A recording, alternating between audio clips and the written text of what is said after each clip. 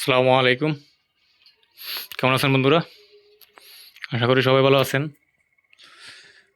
তো এখন প্রচণ্ড শীত পড়তেছে, প্রায় 27 ডিগ্রি সকালে থাকে, আর সারা রাত তো ঠান্ডায় পড়ে।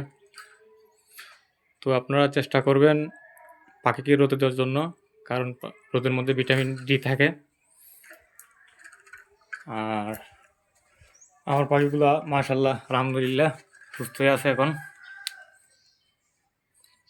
কিমির ক্রুজ করাইছি কালকে। আর একে তো চিনি নি তরগুগু, আমার প্রিয় নটটা।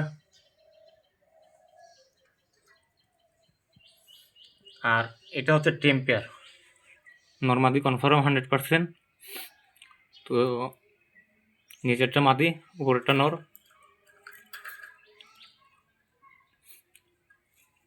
ইনশাল্লাহ এরাও শীঘ্রই ডিম দিয়ে দিবে, কয়েকবার মিটিংও করছে ওরা। তো এই প্যাডটা আমাকে এক ভাই দিছে, তো যে ভাই দিছে ওনাকে অসংখ্য ধন্যবাদ। তো এর জন্য মাকে একটা পেয়ে গেছি, আসতে একটু সময় লাগবে কিছুদিন, আর খাঁচাও বড় দিতে হবে। আর আপনারা তো জানেনই আমি 18-24 খাঁচার মধ্যে, সরি 12-18 খাঁচার মধ্যেই করি, বেশি ব্রিডিং করাই। আগের ভিডিওগুলো তো হয়তো বা দেখছেন। আর যে আমার পাগলা তিলানোরটা, ওকেও দেখাচ্ছি আপনাদেরকে। ও ভাত কাঁচা বন্দি, ওকেও রোদে রাখছি। তো ভাবতেছি ওর জন্য একটা মাদি নিয়ে আসবো। মাদির খুচলো পরশা লাগাইছি, আছে। তো সবাই দোয়া করবেন যাতে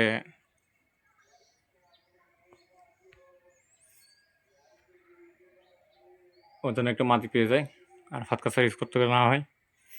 আর যেটা তোকে ধরছিলাম আমি, ওইটাকে ছেড়ে দিছি। তো আরেকটা ধরবো, ধরে আপনাদেরকে একটা ভিডিও দিব, মানে কিভাবে টেম করতে হয় একটা জংলি পাখিকে।